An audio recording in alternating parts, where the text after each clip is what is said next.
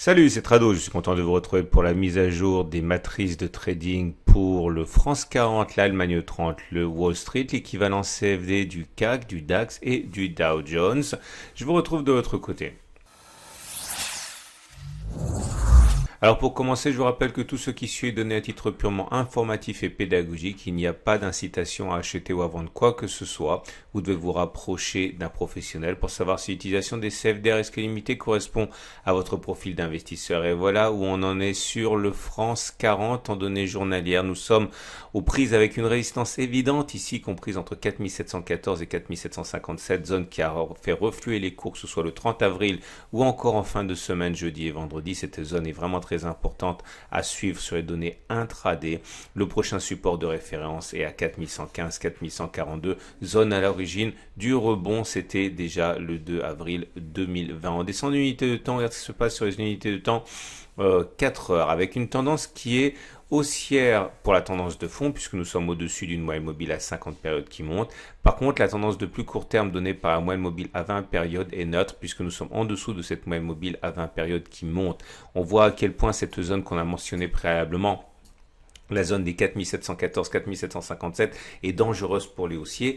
Ceux qui veulent se mettre dans le sens de la tendance, qui est donc haussière, attendent sans doute que soit l'on revienne sur un support, notamment ce support, ce beau support ici compris entre 4570 et 4590. À peu près, c'est une zone de résistance qui a été cassée et qui a donc théoriquement changé de polarité. Elle peut servir de base éventuelle à ceux qui ont un biais haussier pour peu qu'ils aient un signal qui les satisfasse. Autre solution pour ceux qui ont un biais aussi à attendre que l'on repasse au-dessus, on va dire des 4792, puisque c'est le pic intermédiaire en données 4 heures auquel on peut être confronté. C'est évident sur ce graphe là aussi. Ceux qui par contre ont un biais baissier probablement cherchent sur la zone des 4714, 4757 une bonne raison de passer vendeur sur un signal technique, un chandelier japonais, qu'importe, et bien sûr à condition d'avoir un biais baissier. On passe tout de suite à l'Allemagne 30.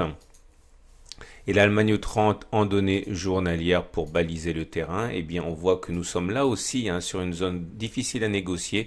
Tout d'abord, nous avons une grosse résistance ici qui correspond à la zone 12 280, 12 020. C'est une zone qui a été support, qui a été cassée, qui a donc changé de polarité, qui est devenue résistance. Et c'est pour ça que pour l'instant, on a du mal à progresser. Notre zone de support en données journalières est ici à 11 345, 11 226. C'est une ancienne zone de résistance qui a été cassée, qui a changé de polarité et qui donc est susceptible de servir de zone de support.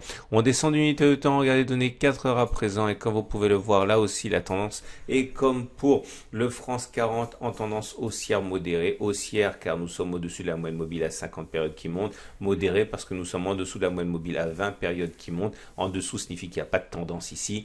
On est donc en train de latéraliser, mais vous voyez le travail réalisé par le support ici compris entre 11 527 et 11 546 qui est sur toutes les plateformes des analyses techniques. C'est une zone qui peut être éventuellement mise à profit par ceux qui ont un biais haussier pour saisir des signaux, ou bien sûr encore une fois un retour sur cette zone qu'on a mentionné préalablement, 11 338. Ceux qui par contre ont un biais baissier attendent sans doute un aveu de faiblesse sur cette grande zone comprise entre 12 279 et 11 801, comme il y en a eu un ici. C'était en fin de semaine pour éventuellement initier une position vendeuse. Tendance encore une fois haussière modérée. On finit avec le Wall Street. Wall Street qui en données journalières est dans une situation où on vient de passer une résistance importante qui était comprise entre 24 765, 24 938 et qui a donc changé de polarité en devenant support.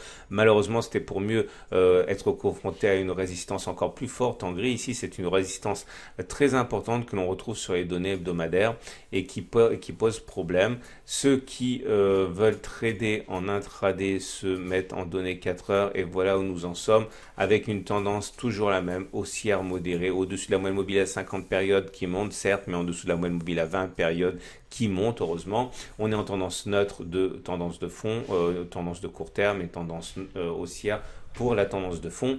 Ceux qui ont un biais haussier néanmoins essayent de saisir un signal qui apparaîtrait sur les 25 129 25,76, c'était une zone de résistance qui a été cassée, qui a donc changé de polarité en devenant support. C'est très clair sur les bougies de rebond ici.